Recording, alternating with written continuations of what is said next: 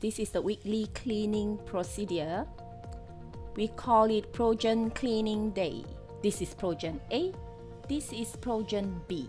Twist the lid to open Progent A and empty it into the barrel case.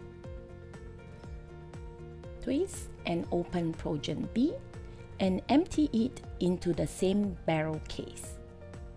Avoid direct contact of Progent A and B with skin or clothing. Move both lenses into new barrel case baskets. Insert the new basket into barrel case containing Progent A and B. Shake well for 10 times. Leave it to soak for no more than 30 minutes.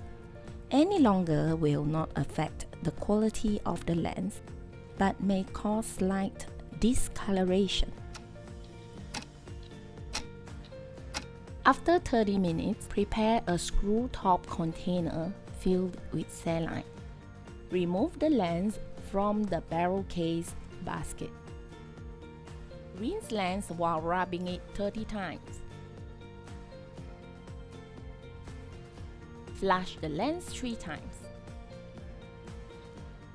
Then, place the lens into the right and left compartment of the screw top case.